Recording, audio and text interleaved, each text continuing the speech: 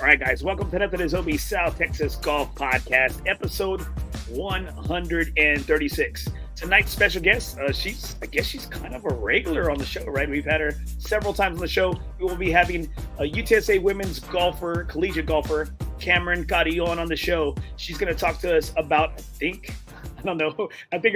is her third time going to NCAA regionals coming up here May 8th and 9th. I've got those dates correct. It's going to be the Bryan Regional out there in Bryan, Texas at Texas A&M's golf course at Traditions. We're going to talk just how the season went, a little bit about conference, what is her mindset going into the regionals, and life after UTSA. Yep, that's it. Camryn's eligibility is up, and so hopefully she kind of lets us in and tells us a little bit about her plans. I mean, we know it's golf related, right? Well, before we kick things off here, I want to read over and thank several of our supporters and sponsors right here. I want to thank FOREBROS Tour. Never golf alone again. If you don't have a home for you, FOREBROS Tour has a home for you. Make sure you check out www.nothingisob.com. I got the link out there for Unknown Golf, Facebook. Check us out. We take 0 admin fees. It is all free. Whatever you put in, you get a chance to win that money. And also, I want to thank Gold sponsor and tour board member Brad Ishens with Metal Stacks. Metal Stacks is a precious metals collectors club. It has the lowest pricing for gold, silver coins, rounds, bars online. They offer 3 different options. 1, you can purchase silver and gold at retail. 2, you can join the club and purchase precious metals at either wholesale or at cost. Or 3, you can join Brad's team and earn free silver unlimited retail commissions and bonuses up to $16,000 per week. If I trust Brad several FOREBROS already, please give them a try. And also one more shout out right here. I'm running out of breath right here. I'd like to say big ups to my man, one of our supporters, Ray Garza. He's the king of Southside Golf right here. Ray Garza with On Par Golf and On Par Golf Apparel.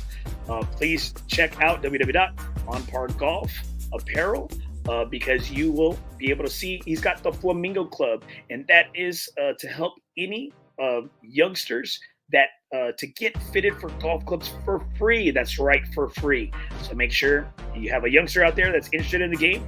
Ray Garza at On Par Golf and On Par Golf Apparel, the Flamingo Club, will help you out. All right, here we go. I see her fixing her hair in the backstage right here. We're going to bring her on right now. Why'd you have to call me out like that? Well, I see you because you're up close, like gotcha bad, like up close right here. So we really want to thank Camryn for being on the show tonight. Cam, how are you doing tonight? I'm good. I'm doing really good. How are you guys? Or how are you? Well, I mean, I guess it's the supporters, everybody. Yes, everyone. How's everyone doing?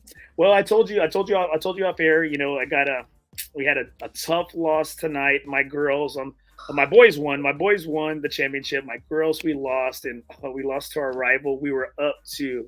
That was probably the thing, and I say it was coaching. You know, I say it was coaching because the kids they played hard. They're putting forth their effort, but that's right, they are. So all right, so tell us, man, it's been a long season, right? It's been a long time getting here to the end. It feels like, well, it seems like it when you step back and look at everything that's happened, but it feels like it was a blink of an eye, honestly. Like I wish that I took it a little bit more slow, but it's always just go go go go. But yes, stepping back, it's been a lot, definitely.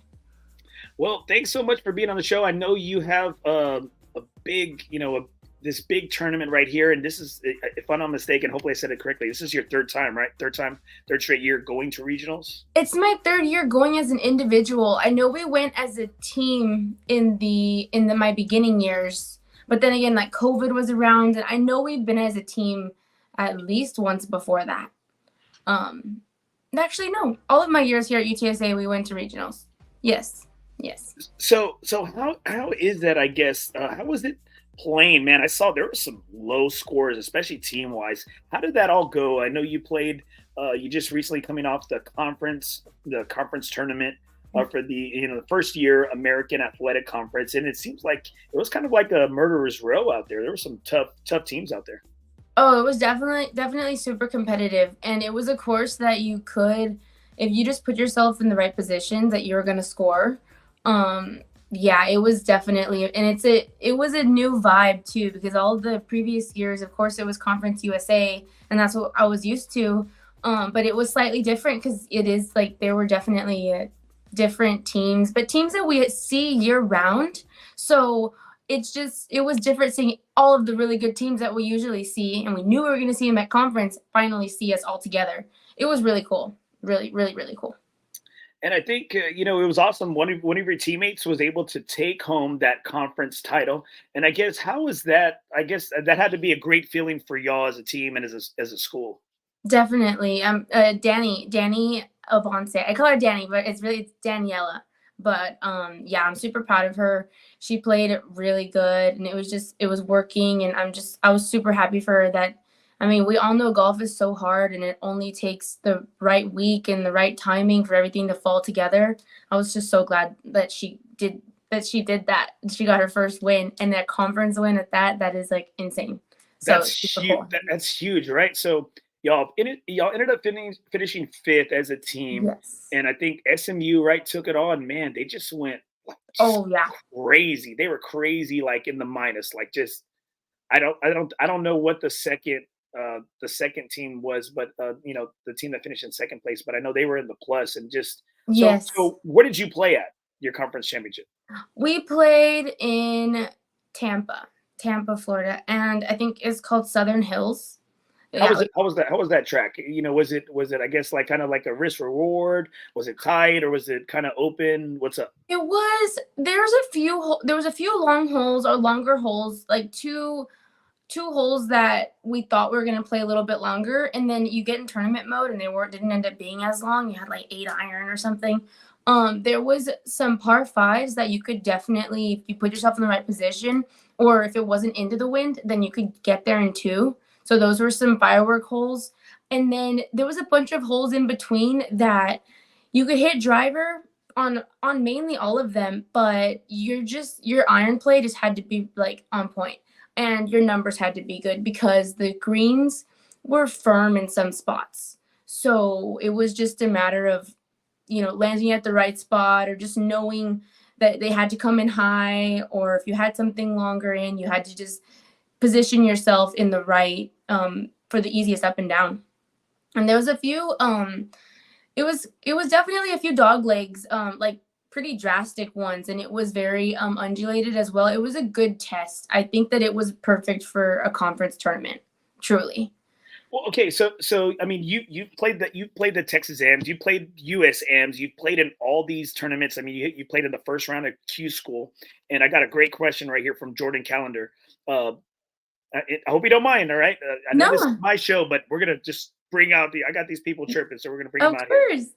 right here. How is the course prep for NCAA tournaments? I guess compared to the pros, do they speed up the greens? I guess in regards to like at all the tournaments you've played, I guess is the NCAA regionals. I guess just are those greens like a different kind of beast than maybe you saw at like the USM or the first round of Q School?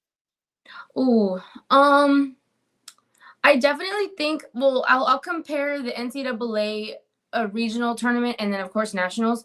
Like postseason stuff is definitely, well, they have to get picked to even be a course that you can host at. So, like for example, last year at TPC, they had the people from NCAA come prior to being picked as a regional site to see the conditions. So they're like literally hand picking these places and going to each hole and saying, okay, how far are we gonna play these? And based on how firm the course is, then they'll decide that way.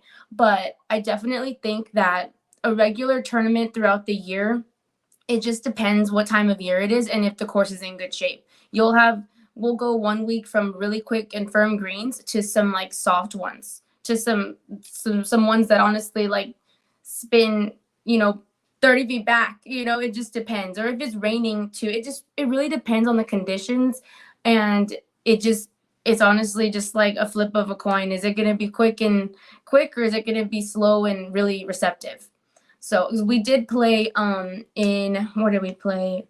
We played in Oklahoma, one of our last few events, and that course, like it was a different layout that I've ever seen before. It was off the tee, driver, and you're good. Like it was very open, but on the greens, I will say I've never played even in like the US Amateur or Nationals, or or even at Pinehurst. Oh, Pinehurst was a different one.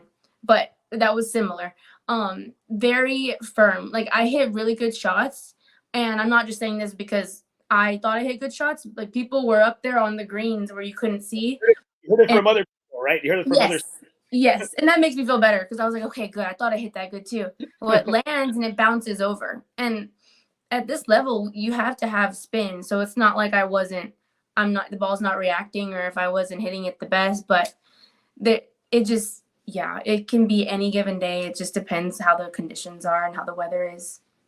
And I think that's thing. I think that's what Summer, your coach, Summer Batista, the head women's coach there at UTSA. I think it seems like, I guess that's what, as seasoned as a coach as she is. I think that's what they try to do, right? They try to give you every type of condition and maybe layout in prep, right? In preparation, so Definitely. you're not surprised, right? When it's time Definitely. to play in Tampa, it's time to come back home to Texas and play in Mhm. Bryan, play northern Texas. And so I think, is that something that she's done in your years there, is kind of making sure that y'all have been prepared for any type of surface or any type of condition?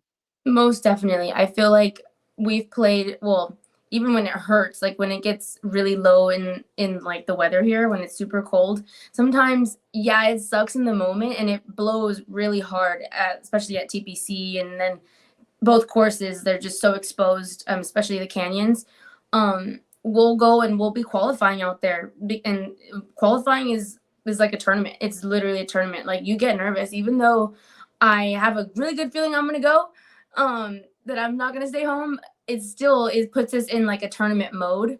But she's done that to us quite a few times, and it really sucks in the moment. But then we go and play Trinity Forest, and it's hailstorm, and we have to get off the course because it's that cold, and then come back out, and all of these bad conditions.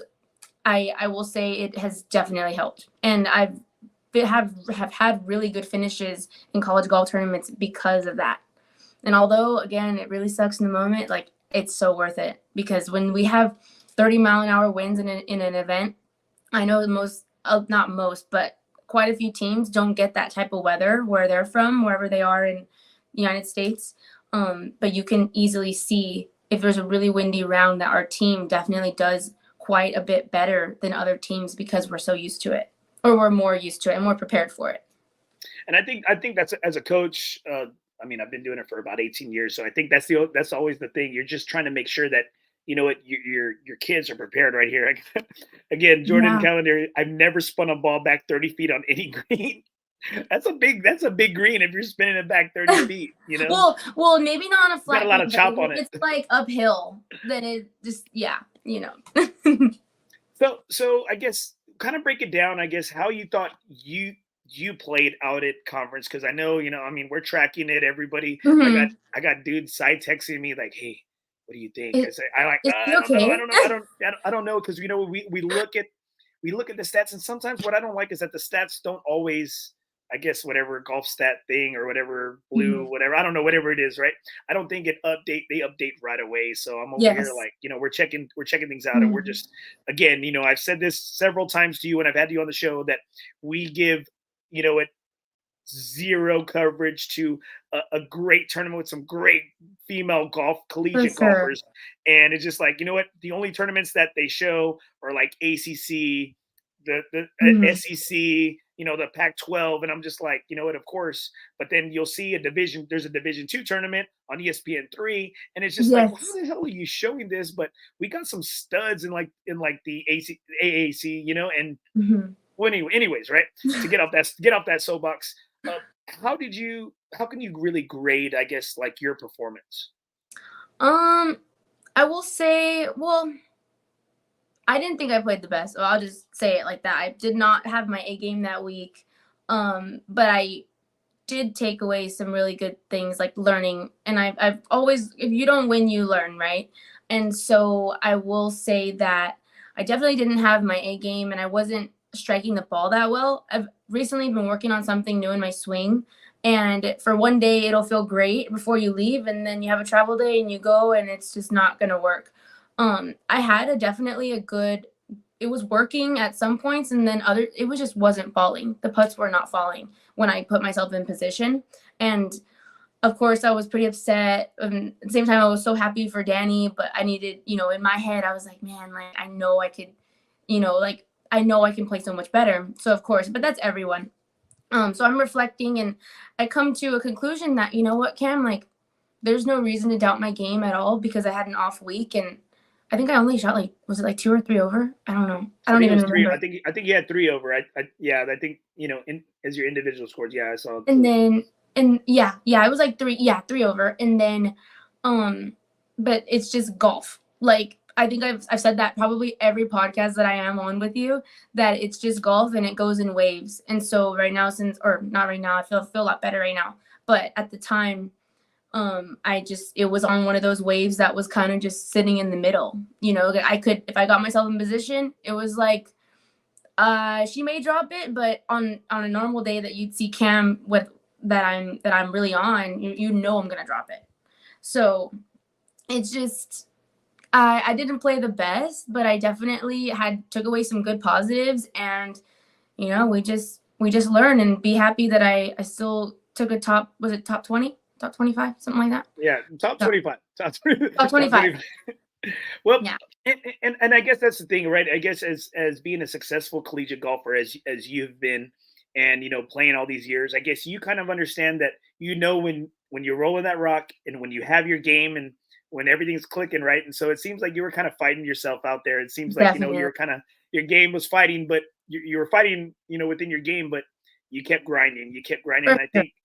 And I think that's the thing. It's when you said it, ride the wave. And so you want to ride it. Hey, you want to ride it when you're hot. And then when you're not, you kind of want to just, I guess, stay ready for the next thing, right? Stay patient. Yeah. Mm-hmm. Yeah, definitely.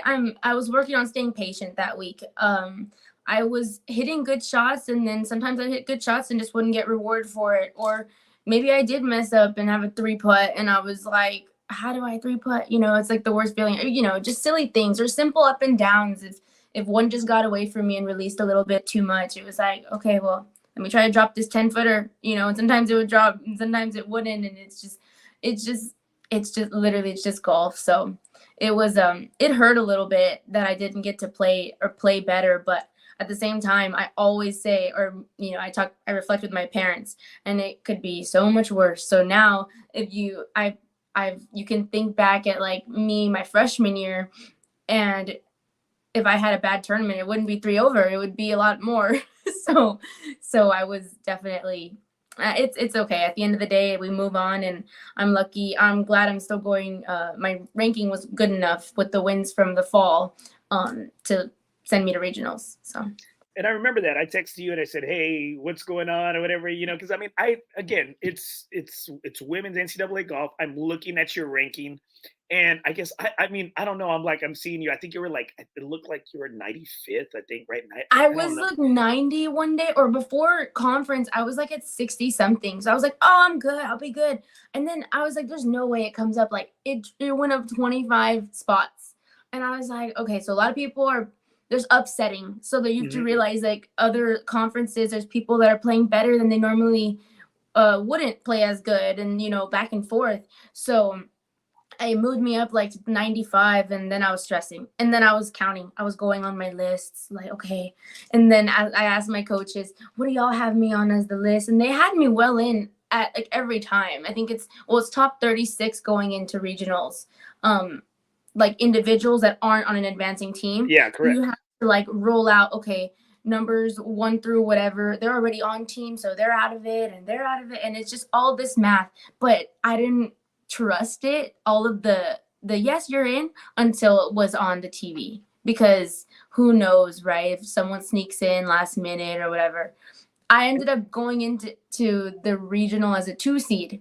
So I was fine. And so you told me, you said, you don't know, it looks like the numbers are okay. And I think that's got to be like, I guess as a golfer, and I guess the type of golfer you are, and what it seems like, watching you out there in the course, you're not that much of a scoreboard watcher. And now it kind of turned you into watching the numbers, right? Yes. And I hated it. But I was just, I hate being like that too, because at the end of the day, if I'm playing my game and I'm on point and just focused on just the game and what I need to do, I am gonna play good. I'm gonna be at a good spot. But yeah, I definitely had to look at those scoreboards to see what people were doing after I was done with conference to see if I was gonna get into the regional. It ended up being fine, but I was stressed. No, and like you said, I mean, you raised up or you dropped in the rankings, right? Because of conference, and like you said, Mhm. everybody, hey, some people are overperforming or performing outside of their norm, right? Or they're going lower than normal. And but Mhm. like you said, coming in as the two seed, as the two individual, the number two individual, like I mean, that's got to be some, like man, I was like, why am I okay. stressing? Why am I stressing? But Yes. I guess how does it feel different? Because this year it's got to have a little bit different tone. You have somebody that's grinding with you, Mhm. and Danny, and another a fellow, road runner that's going to be making this trip with you. How has that been different than previous years, Um, or it's has it made it different? I think the more the merrier, for sure. Like, it's gonna be more fun. It's always been fun, but it's just me and coach, and then, we're just doing our own thing, but I think it's gonna be super fun to have dinner with Danny, and then our assistant coach will come to Coach Taryn, and it'll be a even more of a vibe. Like, I know that sounds, like, silly, but it's so true. Like, I think, like, Danny's parents are gonna come down or from Mexico, and Oh, my dude, that's parents are gonna badass. come, and we're still close enough to where some people from, like, UTSA will come to watch. So it's gonna be so fun. And I think it just adds like it's gonna mean so much more too. I know I'm coming towards the end and I'm hoping I see more golf after regionals for college golf, but to like be in the moment, it's gonna be nice to have more people there. And it's gonna be fun.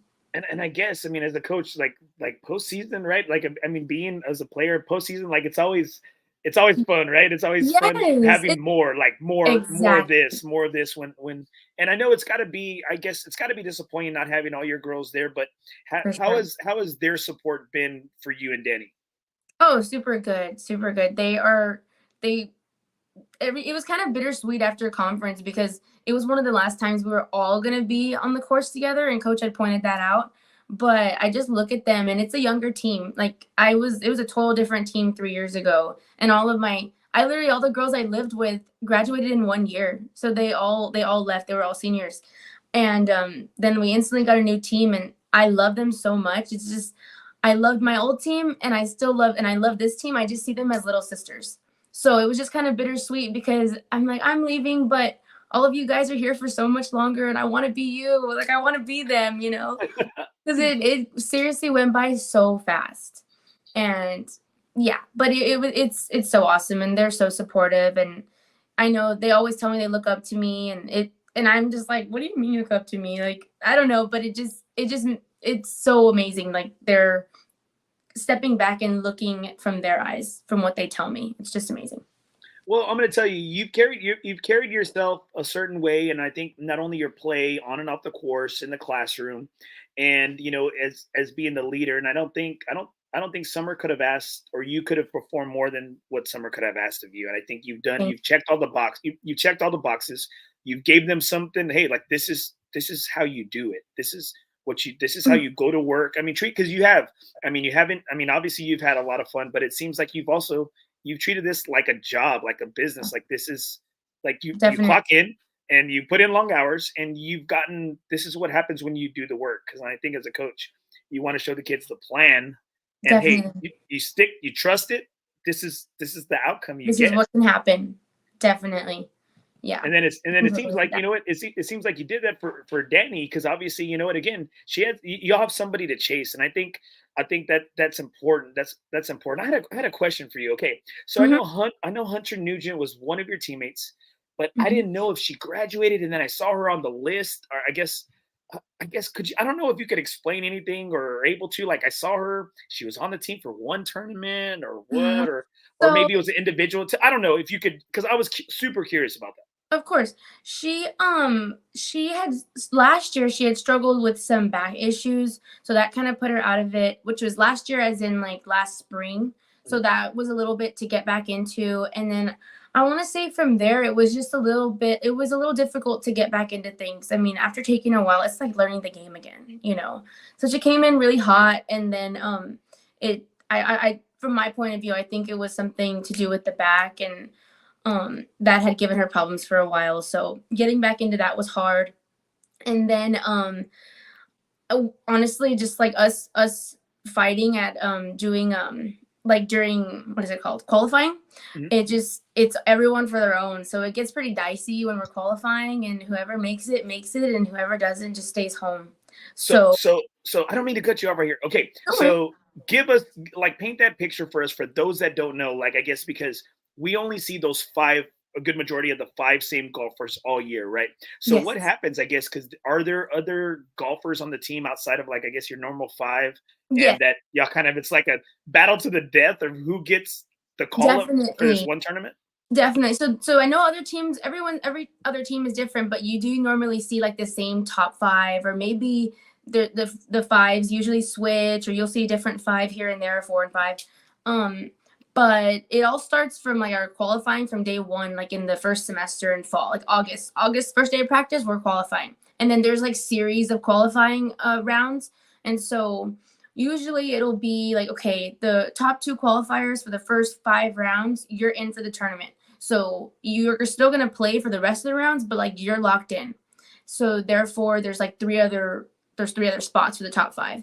And then they'll do, okay, the top 2 finishers for this round, for these set of this series, those will be the 3 and 4. And then it's usually like a coach's pick for 5.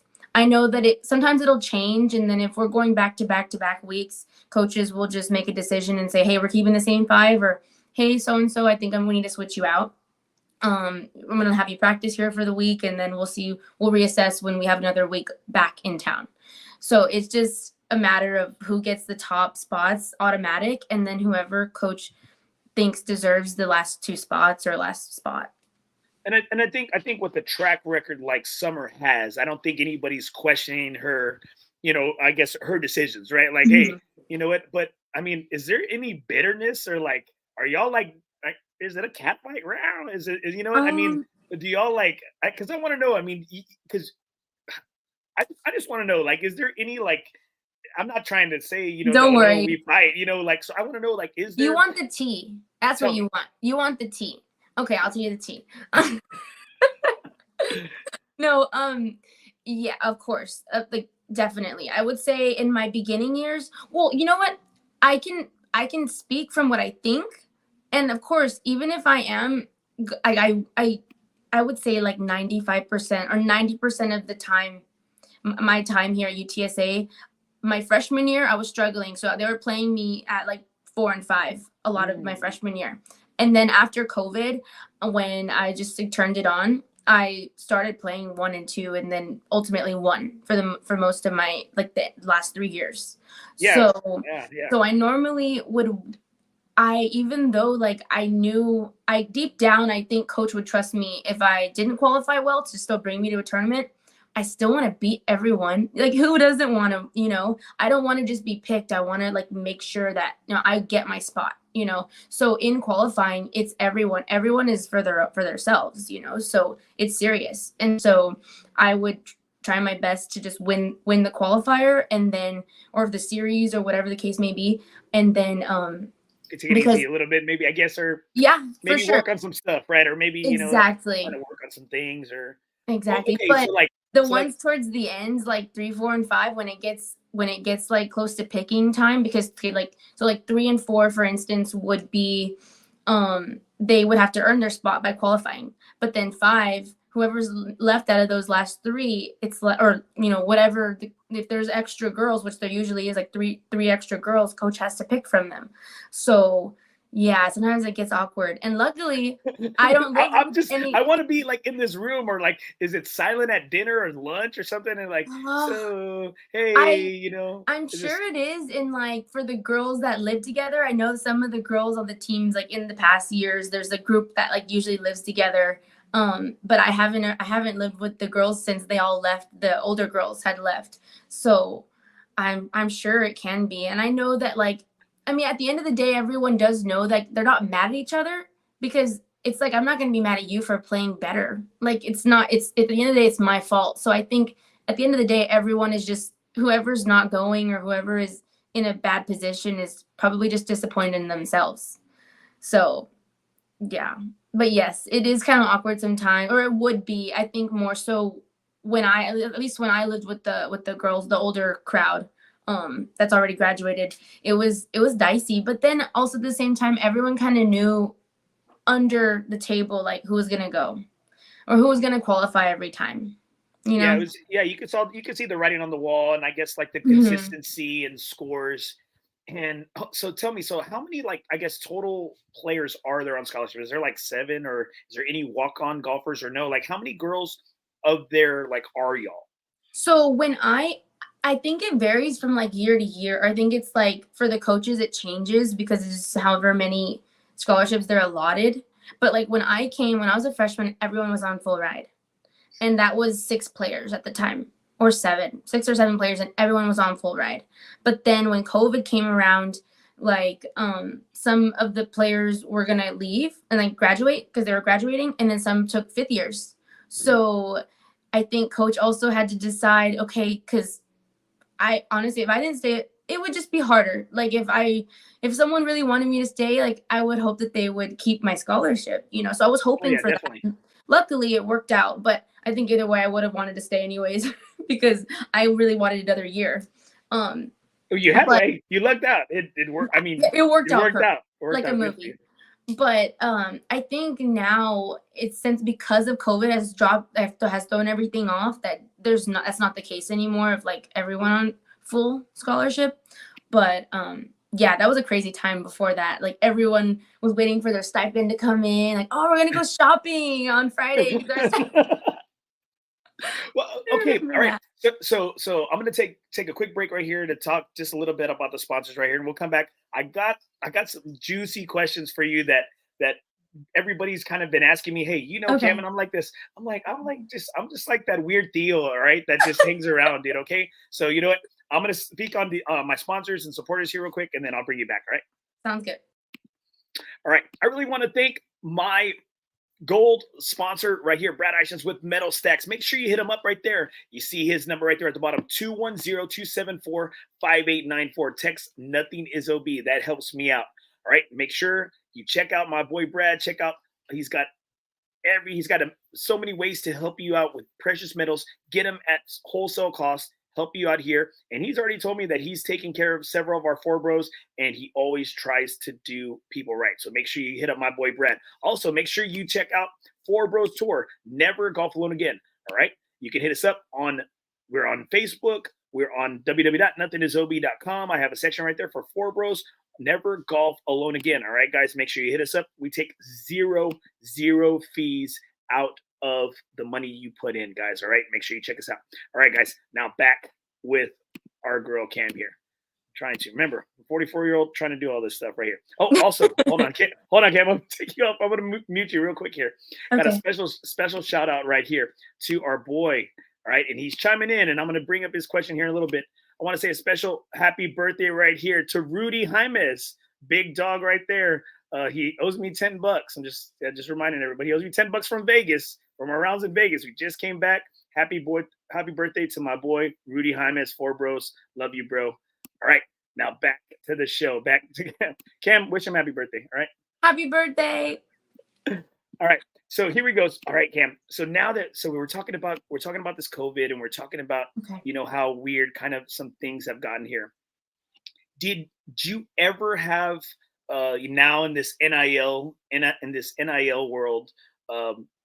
Did you have any thoughts about possibly transferring to a bigger Oh, program? um, I definitely had options, and I've heard by word of mouth. Like I know, I have like one of the best teachers in Texas, in South Texas. So I have quite a few contacts, and don't get me wrong, like people did let me know like, hey, this is an option. And of course, it crossed my mind, and it was something to like sit there and think about for 2 seconds because I because I have everything made here. It was an easy decision for me um to stay here. Of course I'm comfortable, and I have all of the tools at my fingertips here in San Antonio. Um, First of all, well, I mean, most importantly, I just don't think I could do it. I just because I want to be near my parents and my family, and everything is just here for me. This is But your home. This is your home. I mean, this is home. definitely. That's why I stayed here. Like I just love my people here, and I have my support system here. Everything is literally perfect, and it's like a movie the way that my college career has drawn out. But ultimately I just haven't made here. So there was no really big time to think about it. I didn't even take that much time to think about it. Also, I people had said like, oh, you can go to a bigger, you can get seen by if you join a bigger team. Well, okay, there's a lot of factors. Am I gonna go and be a good at a really good program? Am I gonna be a good number 3 or 4 or 5, or maybe I am gonna play really good and be at the top. But at the same time, all of these bigger programs have a lot more girls as well. They have 12 to 15 girls on the team that are fighting for a spot every week.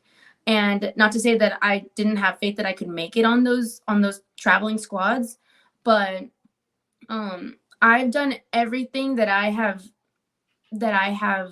set my like all of my goals that I made it to nationals all from UTSA. I've made it to the AM, gotten into really good events. I even went to stage 1 and 2 of Q school and did really well. And I did it all because I stayed here, and I have my support system here. My parents, the coaches here, Brian, my swing coach, Ben at San Pedro checks my clubs whenever I want. Like everything was here. And I took a second to think, okay, what if I wanted a lesson? Okay. So then I would just fly back in town here and then do it, and just that alone is just like, it was too much. Another thing is me adjusting to college golf took me a little bit, before COVID, of course. And I was thinking, what if I go and have to adjust to a new environment and new people and not know anyone, all for nothing. And I'm already on a roll here. I'm already, finding my groove, and I just, at the end of the day, it just didn't make sense for my golf game and for how everything has already panned out here. It was just better to ride the wave, and it worked out really well, I think. So. And that's great to hear, because you know what, I know UTSA, the women's program has really put out some successful golfers, and it's great to hear, especially with all the upgrades that has happened, because you had to admit that year one has to where the university is now has like grown like leaps and bounds. Like when I go on campus, like I don't even know where to go. I said, can I park here? I think I still have some outstanding tickets from when I was in college. I don't know. I don't want a boot. I don't need a boot, but on my vehicle.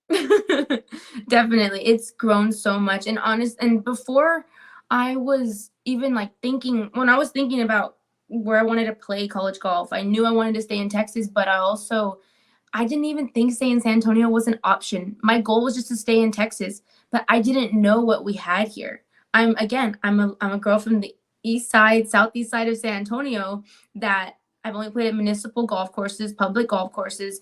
I didn't know the contacts I could make, and I didn't know what was north of 1604 or north of 410. So I didn't know. And I think one night, me and my parents went to go. We're probably coming from golf or something. We're having dinner, and my dad was like, "Hey, you want to drive to UTSA?" And I was like, "Sure." I don't even know what that is. I was like a sophomore in high school or a freshman in high school. And we drive to the campus, and I was like, "Oh my God, this is such a college town." I didn't know. This is here. This is here. Where is this? I want to come here. This looks fun. So it was mind-boggling to me that we had this here. And that's great, because I think you've really been a great ambassador for UTSA, for the women's, for athletics. And remember, just because you're a lefty, I think we've already talked about that while you were on the Sombria, the magazine, the cover, because you're a lefty and they needed someone in that spot. If you were a righty, it wouldn't have worked. Yeah, it wouldn't have been you, right? So I'm gonna do a book signing, so y'all can hit me up, and I'm kidding. Dang. All right. So that's why I asked that question, because so many people ask me, Andy, you've had her on the show.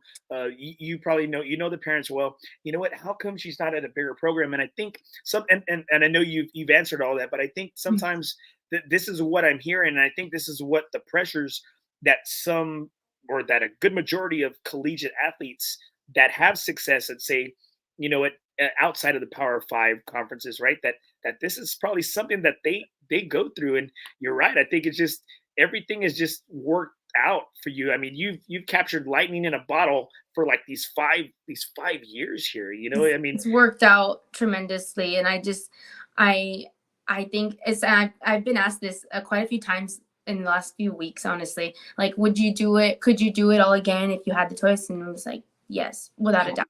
easy, right? That's easy. That's a dumb question. Why are you asking me that? Easy right here. Okay, let's hit up some comments right here. Jordan Calendar right here. Can I slide into that fifth spot with a clean 81 at Canyon Springs? Hey, I don't know. I don't know. what is the highest score that somebody snuck in from the qualifier? Tell me. And still made it? Yeah, you don't have to say the name, but I mean, I don't know. What would you don't look that far down. You don't look far far down. No, believe me, because it can happen at any time. So I do not judge because I've explained golf. It's just it happens. We played on some and for instance, it was a really, really tough stretch of like bad weather that we were qualifying in. It's probably somewhere high 80s. No. Yeah, it happens though. You're lying. Stop. I'm not. But it happens, and I think the coach has to make a really tough decision because it's like, okay, we know that they did this, but they have to take into account all of the work that they're putting in, all of the the bad weather that we've encountered, and just look at the bigger picture. Like, okay, are they going to be a counting score? Are they close to being a counting score? Could they? Are they capable of that? So it's just, I'm glad I don't have to make that decision. Right here, Jordan. So you're saying there's a chance? There's a chance, but what keys is he playing from? Oh, there you go. Hey, that makes all the difference in the world. All right, so right here we got some other right here. Okay, so Arnold Garcia, happy birthday to our boy Rudy. And then he's jealous because sometimes I have my boy Freddie. He's a co-host on the show. Okay. Dang Rudy, best B-Day shout out. And then Jordan again, RIP the Republic Golf Course. I know. That's where I started. That's where I learned to play golf. And that's the thing that sucks, right? That was kind of like your backyard, or is it front yard, backyard? What was it? It was my backyard. Well, maybe my front, but it's literally away. Right. So the thing is, and that sucked, is that man, they closed down like right before golf was hot. Like, dude, they missed it by like a month or two. And I'm like, say they stay open for, let's say they're gonna close in 3 months. I don't think they closed down. I know. They were some of in that, a little that COVID rut. golf love. Yeah, definitely. And it's so hot right now. Golf, everyone wants to play golf right now. It's crazy. Dude, it's hard, and that's why I always talk. I mean, I love my FOREBROS, but But the thing is, like you have to join a group just to help you get like some decent tee times. Like if not, you're playing like you're starting at like 3 o'clock. Definitely. And then at that, you're not gonna, if you start at 3 o'clock, you're not gonna finish because of how slow it is with how many people. Exactly. So crazy. And especially now that Cedar's closed, the Riverside's only walking. Yeah, and, I heard Riverside's only walking. And then after this weekend, Quarry's closed down for what? They're gonna calm down. Calm down. I was like, that's a lot of courses just dropping like flies. They're redoing Cedar Creek, right? So it's they're redoing it, resodding it, and it needed help, right? So it was getting a little bit bare there. So they're redoing that. Riverside's only walking, and the Quarry's getting shut down because they're going to redo the greens. So it's not like. Oh, I thought you meant like it's done, and I was no. I know. Well, look, shoot, that place. You know what? Okay, so tell me, when was the last time you played the Quarry? Oh, in high school. High school, so more than 5 years ago. Okay, so you probably never paid for a round of golf then. Probably 5 years ago, it cost $60 to play there at the Quarry. Okay. Well, now on a Saturday tee time, it's like $120. Oh my God! So in 5 years, it's double. Exactly, it's very close. I mean, don't get me wrong, it's in great shape, but this is what's out there for you, Cam. Cam, you better hit pro soon, so you never have to pay for another green fee again. That's crazy. Right here. Your mom right here, Julia Carreon. Cam, not the Quarry, LOL. I don't get it. you were so surprised. Like you were like, no way. Like, yeah, not the Quarry. So right here, we got some other comments. Right, your dad. All right, your dad, Marco, right here. You've been around us long enough to be a Theo, brother. I still remember when me and you had played golf the first time. Yeah, man, he was very Riverside, right? Riverside. He was very intimidating. Very intimidating golfer. Not my dad. Your dad had a lot of swag. I mean, you had just won. It was a Catholic school golf tournament. You had just beat all these boys and everything. I'm like, but he had a lot of swagger, and I'm like, man, if my daughter kicked Aw. ass like that, I'd be, swagging around too. That's awesome. So right here, look, Arnold, Cam, get us on at TPC. I think a member, not a member, a guest rate is like 120. Dude, it went up. It's like That's a 149. guest. Yeah, I know. And that's a guest one though. So Right? That's what I'm saying, right? come on, that's all I can do. If I sneak y'all out there, I'm gonna get in trouble, and then I won't be able to be out there. There we go, right here. And my boy Rudy Hyman is the birthday boy. He said that's my side of town. So he lives on the 18th fairway there at Mission to Lago. That's where Oh, he lives. nice. That's Cool. where, yeah. And it's looking Wait, great. 18, the one with, or is that 9? The one with the houses on the left? Well, And dude, it's crazy now. Like it's just they've cut down so much. Mitchell Lake is like not as big anymore. They still call it Mosquito del Lago out there because there's so many damn mosquitoes. But I remember that. well, as you come up 18, you can see the clubhouse in the back. Well, now there's homes. Before there wasn't homes. The homes are on the left now. As you come up 18, because remember I was kind of like an incline. You come Yes, up 18, I do remember that. yeah. Well, remember there was it was just kind of like brush and Yeah. trees. So now there's homes all along 18. Oh my gosh. I remember I Yeah. used to hit the homes on 9 on the left. Oh, they still do. People still do. One of the girls I taught, like I think her home was the last. It was a yellow one, and that was like the one that always Everyone hits that one. That's so That's it. funny. That's it. And it was funny because she became like a cart girl out there, and I'm like, she's like, "Don't worry, coach. People still keep hitting this house." And I was like, man, that'd be so annoying right there. That would be so annoying. Okay, so tell us right now. Okay, so you're prepping. What are some of the things you're working on as you're preparing for? I believe it's right, May 8th and 9th there in Traditions in the Bryan Regional. Yes, it's May 6th, 7th, and 8th. So there you go, 6th, 7th, and 8th. So we leave Saturday, and what we've been doing leading up to this point is a lot of short game. I think from what we know is that Traditions is going to be really firm. So if you can't land at a pin. You can't land at a pin and expect for it to stay if it's going to be a longer club. So we're working on short game just in case something is overshot, or if we're trying to miss in the right places, if it has to be short front or something. I would say that's what we're really, really not stressing about, but stressing on, like doing a lot of short game and doing working all types of shots, a short-sided bunker shot, a longer bunker shot for maybe a par 5 that we're trying to reach. That way we're not worried about it that much if we put ourselves in that situation. Also, rough is always thick in postseason. Like at TPC, when I put it last year, rough was very thick. I think also TPC it was the hardest regional site to be at, according to all the teams, honestly. And I think I don't mean to be cutting you off No, here, right. but I think you've said it, and I know several of your the men's and women's team golfers. They said that just because it's your home course doesn't mean it doesn't have teeth, or doesn't mean you can't get in trouble. So I think that was always one of the things that y'all golfers have always said, is that just because it's our home course doesn't mean it can't bite us. For sure. It definitely helps to know the good and the bad spots, or the spots not to be in and spots to be in. But definitely it's just golf. So if it takes one swing to put you in a pickle. But yeah, it's the short game is going to be huge for sure. And that's anywhere, not just now, but just knowing that we have these shots in your back pocket just in case it's needed. It's also going to just free you up over the ball when you're hitting an iron shot into a green, knowing, okay, I can get up and down from anywhere. So therefore you're going to be loose and probably end up hitting it way closer than needed, or than, expected.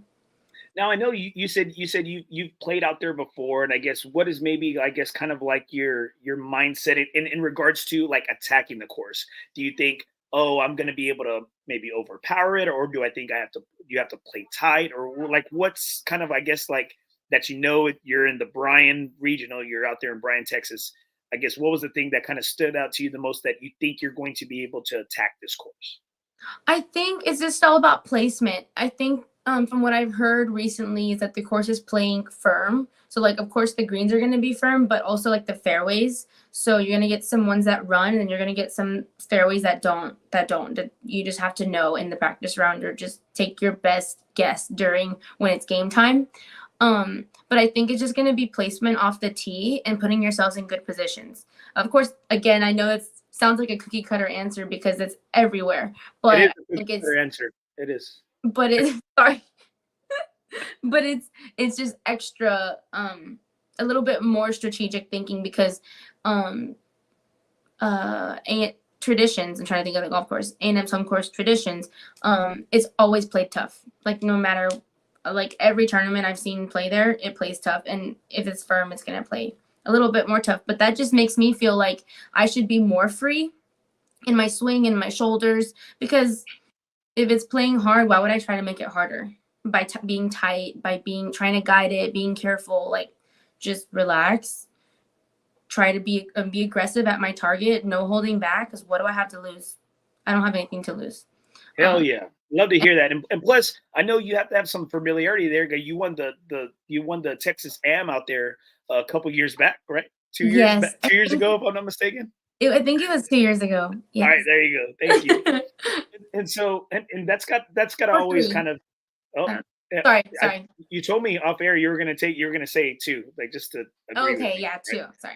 And so I think that's got to have a little bit of ease. And I know every course that hosts these, I know they have to make some sort of changes every year, or every other year to hold that title, to hold a prestigious tournament like that. So I mean that's gotta feel a little bit better, because I know in speaking to you in past episodes, like when you went to Greyhawk and those courses, you're like you just you didn't know the course that well. Yeah, definitely. Oh, for sure. I think knowing, or at least have played it before, that is definitely an advantage, just to know and like have seen it before, because there's always going to be holes at golf courses that look awkward to anyone's eye.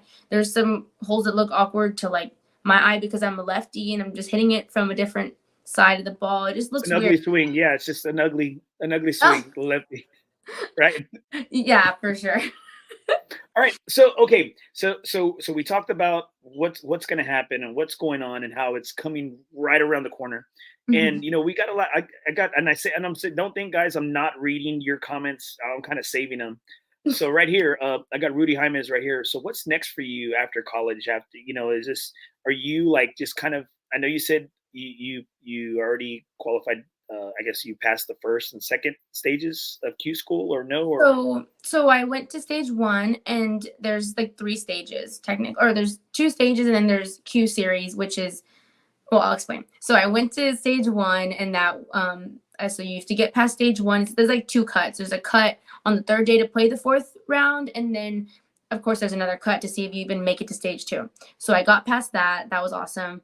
I went to stage 2, and I played well. I missed it by 1, and I went like birdie to miss it by 1. So I put up a good fight, and of course it was like the end of the world in the moment, but at the end of the day, like everything, I had to trust in God that he planned this for a reason. And I think he made it so close, as in the 1 shot, to let me know that I definitely belong, but it's just not my time.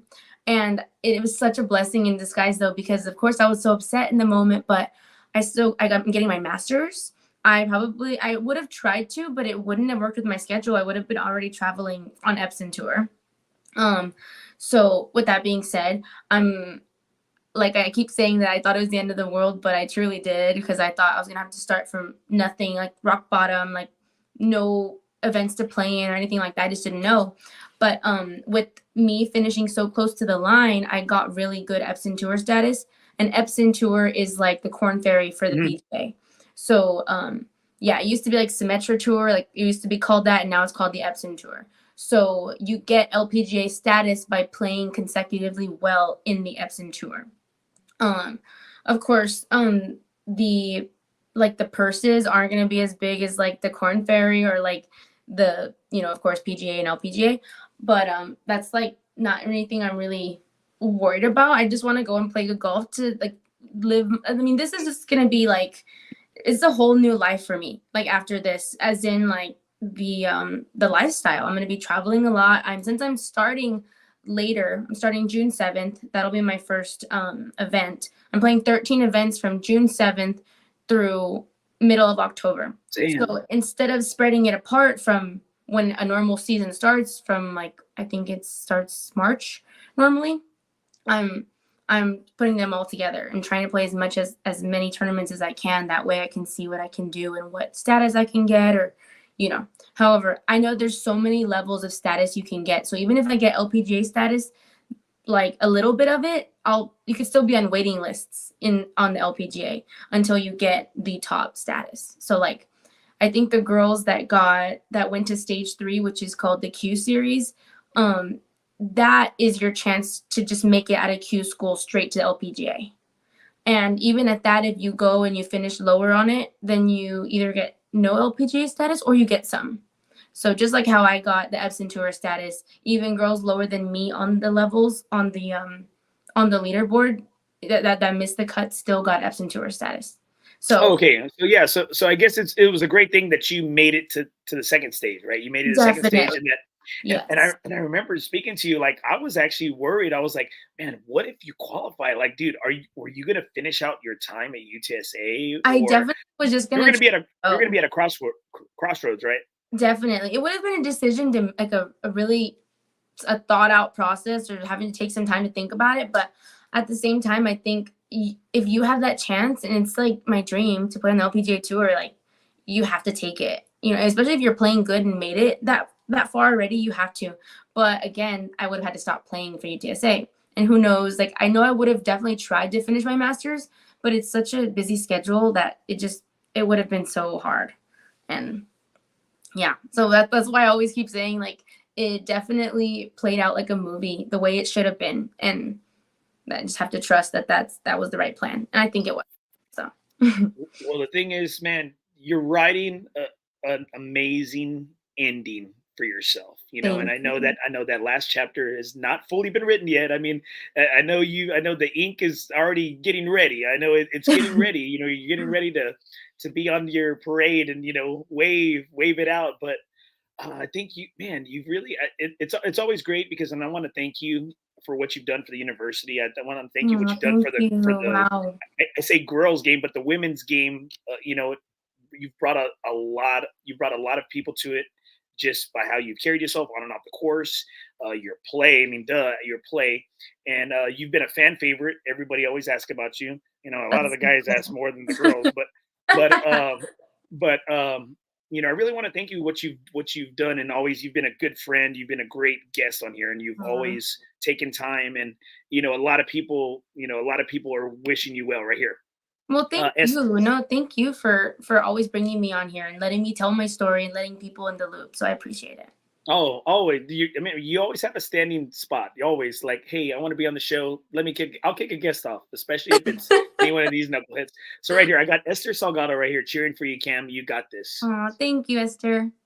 And so, you got a lot of people in your corner. And I think, like I said, you've brought a lot of people interested in, and I'm telling you, like I said, when you're in conference, I got dudes like side texting me, hey man, how's Cam doing? I said, I don't know. Check the damn link. I don't know. It's not the same link that you have, right? And so I think, we all want to see you again. We want to see you go low. We want to see you go low and Brian. And thank you. Hey, we're real proud of you, and keep making UTSA proud. Thank you. I'm so excited. I'm so excited to get one more shot. I just wanted a chance, like just to do it. Try. Just give me a chance. Give me a chance to swing. That's what my dad says all the time.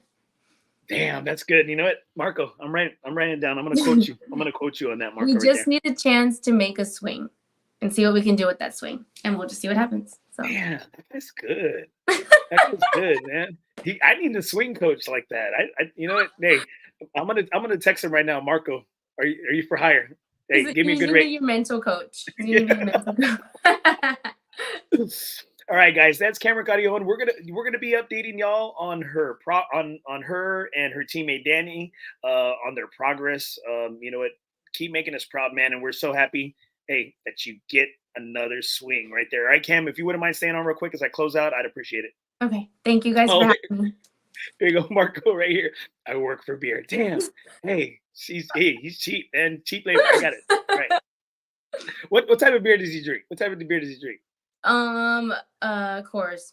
Hey, oh man, hey, the Rockies, right there. He's like Ice Cube. He's like Ice Actually, Cube. get him a Bud Light. You should just get him a Bud Light. Oh, He likes that. okay. All right, guys. All right, guys. That's Camyrn Carreon right here. Make sure, guys, you can follow her on what is it? It's Cam. Is that right? Is that? On Instagram, Yeah. it's What is? cam.carreon. There you go. All right. Cold beer. It's got to be cool. It's got to be cool. All right. Thanks, Cam. Thank you. All right, guys. Man, Camryn is freaking awesome, dude. She's such a great friend of the program.